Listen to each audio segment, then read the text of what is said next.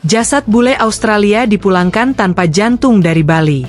Misteri menyelimuti kematian seorang warga negara asing, WNA, asal Australia, Byron James Dumschat atau Byron Hadow, di Bali. Kasus yang semula dilaporkan sebagai insiden biasa kini berbuntut panjang setelah pihak keluarga mengungkap fakta mengejutkan. Jasad Byron dipulangkan ke negara asalnya tanpa organ jantung. Kejanggalan ini dibeberkan oleh kuasa hukum keluarga korban, Niluh Ariratna Sukasari dari Malekat Hukum Law Firm, dalam sebuah konferensi pers di Badung, Bali, pada Rabu, 24 September 2025. Byron ditemukan meninggal dunia di sebuah villa di Badung pada 26 Mei 2025, namun horor sesungguhnya baru terungkap saat keluarga bersiap untuk pemakaman. Ratna menceritakan, keluarga korban terperangah saat mengetahui organ vital putra mereka ditahan di Indonesia tanpa pemberitahuan atau persetujuan apapun.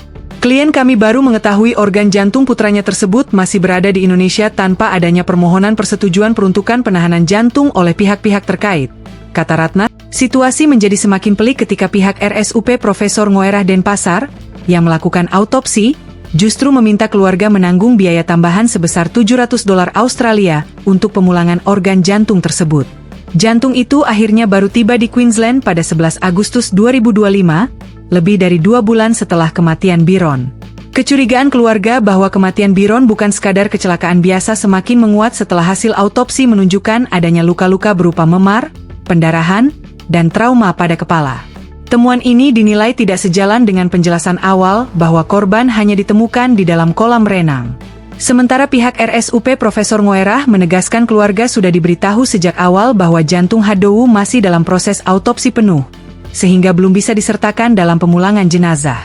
Secara teknis, autopsi sudah dilakukan sesuai SOP, prosedur operasional standar, untuk mengambil organ tubuh atau sampel jaringan serta cairan tubuh untuk pemeriksaan penunjang, kata Direktur Medik dan Keperawatan RSUP Profesor Ngoerah, Imade Darmajaya, saat konferensi pers di kantornya, Rabu, 24 September 2025. Hasil pemeriksaan menyebut penyebab kematian karena etanol.